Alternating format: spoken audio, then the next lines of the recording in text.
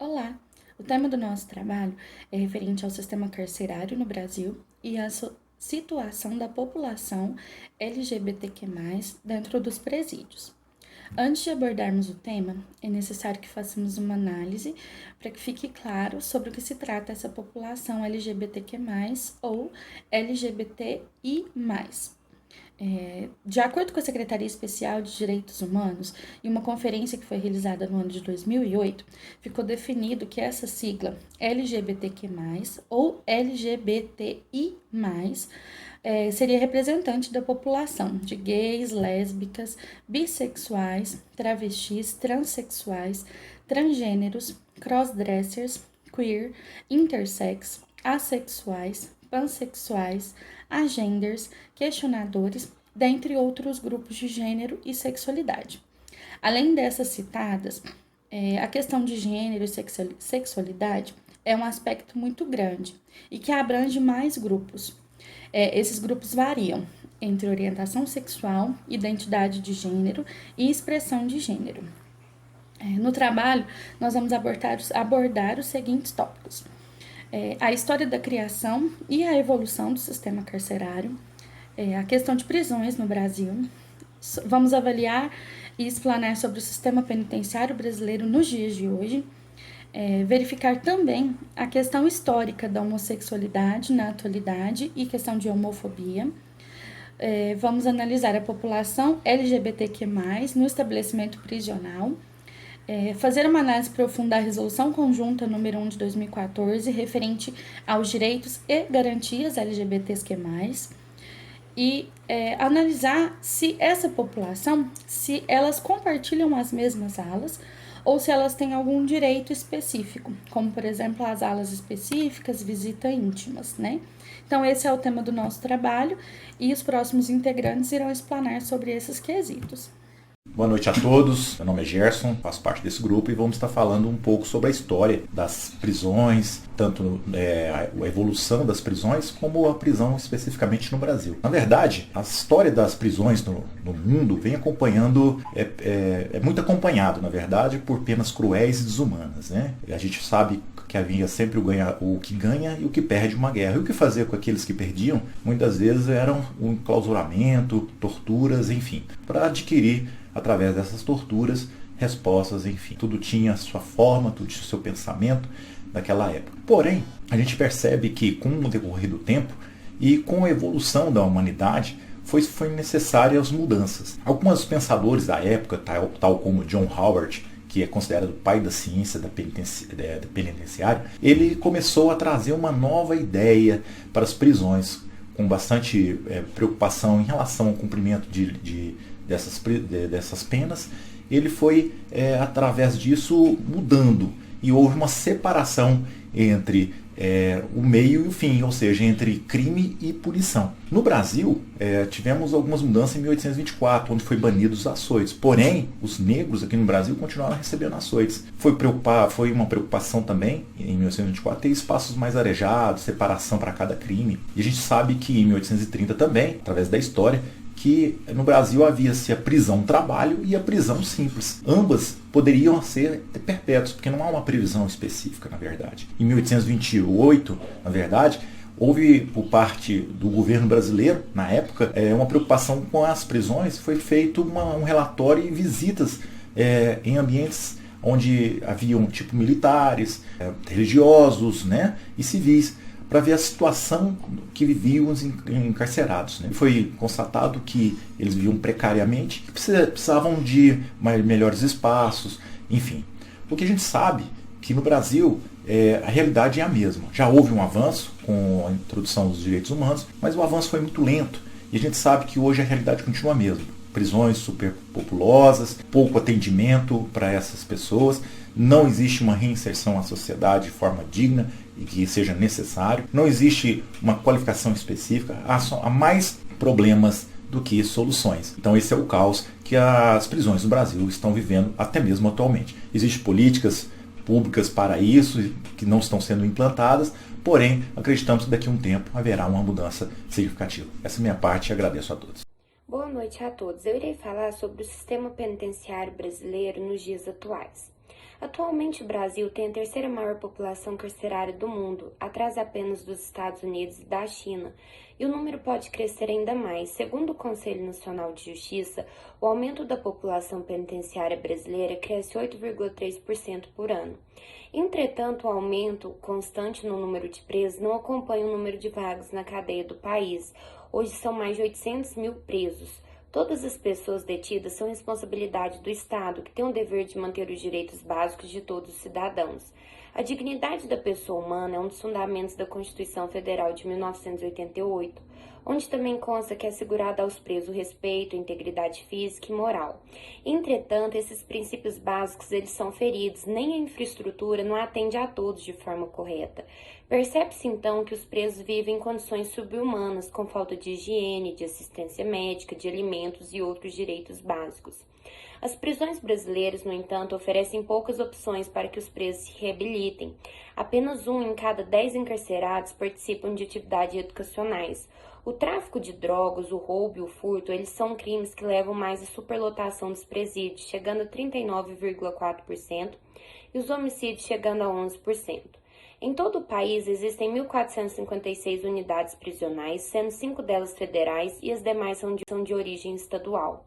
O estado de São Paulo ele concentra metade da população encarcerada do país e nos últimos anos assistiu à escalada da superlotação, desumanização e desgoverno das instituições penitenciárias.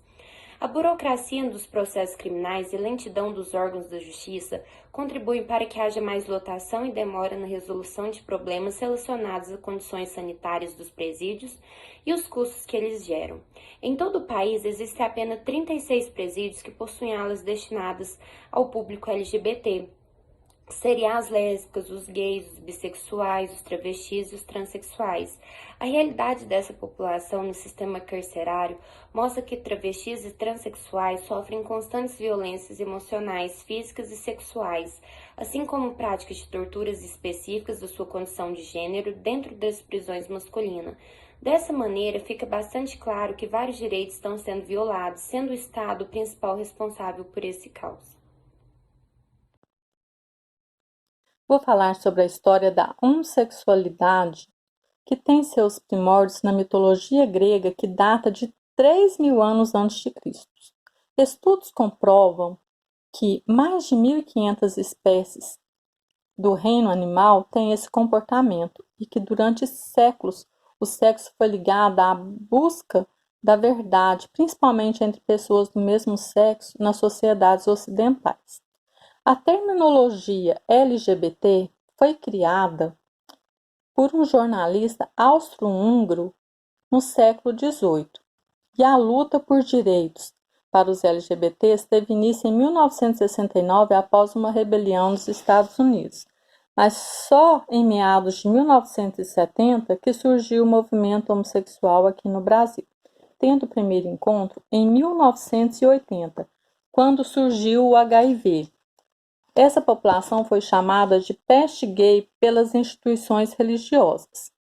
E, em 1984, eles iniciaram a luta pela despatologização, uma vez que a homossexualidade era tida como doença. E, em 1988, eles reivindicaram a inclusão da expressão orientação sexual na Constituição, a que temos hoje. Em 1990 surge a primeira organização de travesti e eles lutaram por acesso à cirurgia de transgenitalização experimental que havia na época. Em 95 funda-se a primeira organização LGBT no Brasil. Sabemos que tem projetos de lei tramitando no Congresso durante anos. O Brasil adotou alas separadas em cárceres para essa população em 2009, mas o preconceito exacerbado contra os travestis e os transexuais coloca o Brasil como campeão de mortes no mundo todo. Desde a primeira sigla criada, essa população não deixou de nos surpreender, uma vez que hoje temos siglas com 14 caracteres impossíveis de serem faladas neste momento. Olá, eu vou falar da população LGBT dentro do sistema prisional, visto que o sistema prisional brasileiro passa por diversos problemas, como superlotação e rebeliões, e para a comunidade LGBT, isso não é diferente, tendo em vista que a sexualidade ainda é um tabu entre a sociedade brasileira. E o que acontece? A população LGBT, quando ingressa para cumprimento de pena, tende a voltar para dentro do armário, isto é, não falar sua orientação sexual, para que não sofra diversos tipos de abuso.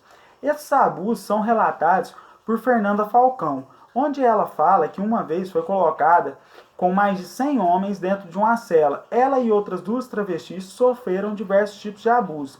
Também ao ingressar ao cumprimento de pena, teve seu cabelo raspado.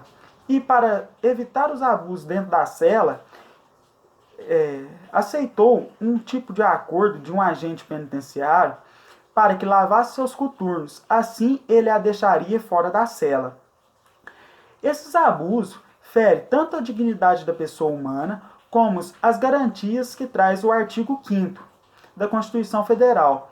Também há uma preocupação internacional ao cumprimento de pena dessas pessoas e, em 2006, na Indonésia, foi firmado um tratado que trouxe 29 princípios. Esse tratado visa a dignidade da pessoa humana e sobre o direito da orientação sexual.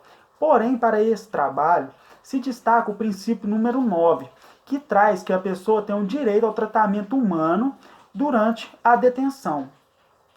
Logo, o Estado brasileiro, apesar de trazer garantias para a dignidade da pessoa humana, tratamento para que a pena o cumprimento de pena seja digno, ainda se vê através de relatos de travestis, gays, lésbicas dentro dos presídios, que eles sofrem diversos tipos de abuso, assim violando a dignidade da pessoa humana e diversos tipos de direitos a eles que são garantidos durante o cumprimento dessa pena.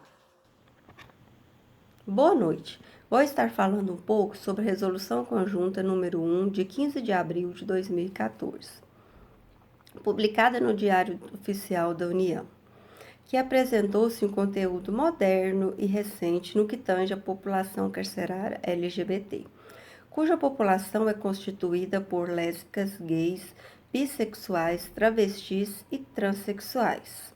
No seu artigo 1º, parágrafo único, mostra a diferença de cada gênero, onde lésbicas, denominação específica para mulheres que se relacionam afetiva e sexualmente com outras mulheres. Gays, denominação específica para homens que se relacionam afetiva e sexualmente com outros homens. Bissexuais, pessoas que se relacionam afetiva e sexualmente com ambos os sexos. Travestis, pessoas que pertencem ao sexo masculino na dimensão fisiológica, mas que socialmente se apresentam no gênero feminino, sem rejeitar o sexo biológico. Travestis, pessoas que são psicologicamente de um sexo e anatomicamente de outro, rejeitando o próprio órgão sexual biológico. Tanto o Estado como o sistema penitenciário têm que se adequar às normas estabelecidas, respeitando o direito de cada indivíduo. Ao dar entrada no sistema prisional, terá que ser anotado também o nome social na ficha. As transexuais femininas ou masculinas deverão ser conduzidas às unidades prisionais femininas, garantindo tratamento igualitário às outras detentas femininas. Os dependentes do segurado com privação de liberdade e também o cônjuge ou companheiro, independente de ser do mesmo sexo, terá direito em receber o auxílio reclusão. Boa noite. A nossa Constituição Federal, em seu artigo 5º, inciso 3º, traz que nenhuma pessoa poderá ser submetida a ambiente de tortura ou ambiente desumano e degradante. Mas o Estado viola esse direito, principalmente aqueles que estão encarcerados. Ocorre que a diversidade de gênero e a orientação sexual nos presídios remete a uma série de descumprimentos de direitos. Dessa forma, a população LGBTQ+, eles são colocados em alas inferiores do que os outros detentos. E com isso eles são também colocados junto àquelas pessoas que cometeram crimes sexuais. Geralmente eles são, nos presídios masculinos, eles são obrigados a manter relações sexuais com seus chamados, seus maridos. Então fica evidente que os direitos fundamentais não são garantidos a eles. E eles tratam o quê? De forma extremamente humilhante e degradante a todos. Também ocorre o seguinte, há conflitos entre o Estado e as facções criminosas, como por exemplo o PCC. O PCC, ele toma conta dos presídios, então ele cria suas próprias leis. Com isso também, o que acontece? Os travestis, homossexuais, trans, eles são obrigados a fechar com o PCC. Não fazem parte do grupo deles, mas eles fecham, então são obrigados a fazer favores para o PCC e para o grupo em si. Também fica o seguinte, deveria haver a criação de áreas específicas para essa população. Só que o que ocorre? Necessita de quê? Uma demanda, o Estado alega necessita de demanda para que sejam criadas essas aulas e também ele necessita de um conhecimento prévio sobre a orientação sexual e a identidade de gênero. A resolução SAP de 96, de 27 de dezembro de 2001, traz que é assegurar às detentas o direito à visita íntima pelo companheiro. Só que deverá provar o vínculo com a detenta. Só que a própria lei traz o seguinte, que é somente o companheiro. Então, dessa forma, também as mulheres lésbicas, homossexuais, bissexuais também não têm seus direitos assegurados. O que acontece? A nossa sociedade é uma sociedade muito patriarcal. Com isso, a diversidade de gênero é ignorada e também muito, principalmente dentro dos presídios, né? Com isso, precisa de uma reforma geral para que não haja violação dos direitos fundamentais que estão dentro da nossa Constituição Federal. Boa noite. Assim concluímos que o preconceito exacerbado contra a população LGBTQ+, também se faz presente nos presídios. O LGBTQ+, vivencia situações de preconceito, segregação, tortura, abusos mentais e físicos. Por ainda vivermos em uma sociedade que não aceita amplamente as escolhas individuais do outro, como solução para a problemática dos presídios, temos a criação de mais alas exclusivas ou a construção de presídios exclusivos para a população LGBTQ+. Ocorre que, por uma visão social, o correto não seria investir na construção de presídios devido ao aumento de detentos. O correto seria investirmos em uma base com escolas, hospitais, empregos, oportunidades, porque assim o cidadão ele não teria que buscar meios ilegais de sobrevivência. Todos nós temos direitos garantidos e a população LGBTQ+, ela não pode ser vítima de um Estado separatista e preconceituoso. É dever do Estado garantir todas as liberdades, a proteção e a dignidade dessa população.